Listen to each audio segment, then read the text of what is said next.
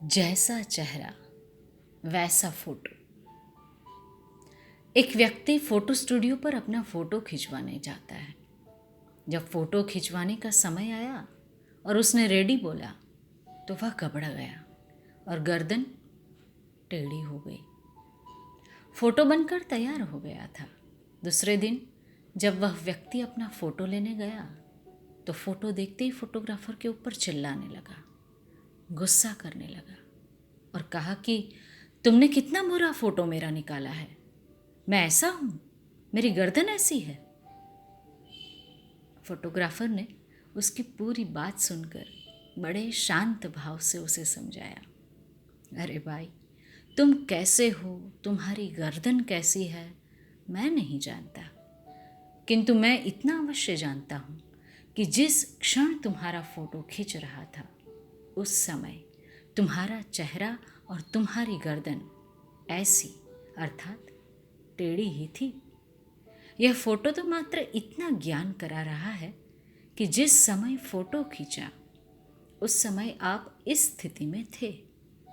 आप जैसे हैं और जिस स्थिति में हैं, यदि उससे अधिक बहुत अच्छा और सुंदर फोटो आ जाए या उससे खराब फोटो आ जाए तो वह फोटो आपका कैसे कहलाएगा। अतः फोटो का मतलब तो यही होता है कि जैसा आपका चेहरा है और फोटो खींचते समय जिस पोजीशन में आप हो वैसा ही आवे। भाई साहब, अब नाराज होने की आवश्यकता नहीं, किंतु आगे से आप ध्यान रखना कि आपको जैसा हंसता मुस्कुराता सीधा फोटो खिंचवाना है तो बराबर सावधानी रखना। अब इस फोटो में तो कुछ हो ही नहीं सकता। बात बहुत सरल और छोटी सी है, किंतु इससे बहुत बड़ा महान कर्म सिद्धांत सिद्ध होता है। सर्वप्रथम हम यह समझें कि जो यह कहते हैं कि कर्म किसने देखे, हमें तो कर्म दिखाई ही नहीं देते, उसका समाधान यह है कि अनेक जीवों के प्रति समय जो चित्र विचित्र, अनुकूल प्रतिकूल, अच्छे बुरे, पुण्य पाप के फल प्रत्यक्ष दिखाई देते हैं, वह फल किस आधार पर प्राप्त होते हैं। भगवान तो किसी को अच्छे बुरे फल देते नहीं हैं, क्योंकि भगवान तो वितरागी है।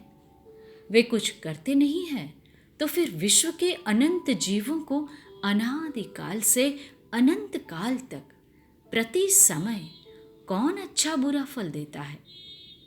अतः तर्क से, न्याय से, युक्ति से यह सिद्ध होता है कि जीव जैसा भाव यानी कि परिणाम करता है उस अनुसार प्रति समय ऑटोमेटिक जड़ कर्म बंध जाते हैं और समय आने पर तदनुसार उनका अच्छा बुरा फल जीव को प्राप्त होता है। वर्तमान में यदि हमें पाप का प्रतिकूल फल अच्छा नहीं लगता है तो पर द्रव्य रूप पर या जड़ कर्म पर गुस्सा करने से कोई फायदा नहीं, क्योंकि वह फल उस कर्म बंध का ज्ञान करा रहा है और वह कर्म बंध उस समय के परिणाम का ज्ञान करा रहा है। अतः यदि तुम्हें पाप रूप बुरा फल नहीं चाहिए तो मूल में पाप परिणाम का त्याग करो, क्योंकि पाप परिणाम से नरकादि अशुभ गति मिलती है, पुण्य परिणाम से स्वर्गादि शुभ गति मिलती है और पाप पुण्य से रहित निज शुद्धात्मा के आश्रय से पंचम गति मोक्ष दशा की प्राप्ति होती है। निष्कर्ष रूप में कहे तो भूतकाल में जो गलती हो गई अज्ञान दशा में, वह गलती अब हम दोबारा नहीं करें। पूर्व कर्मोदय के पाप पुण्य रूप दोनों के फल में हर्ष विषाद न करके समता भाव धारण करते हुए दोनों के ज्ञाता रहे और वर्तमान में वस्तु स्वरूप का चिंतन करते हुए भेद विज्ञान का अभ्यास करते हुए पर से भिन्न निज ज्ञायक स्वभाव में एकत्व कर उसका अनुभव करते हुए प्रति समय आनंदित रहे।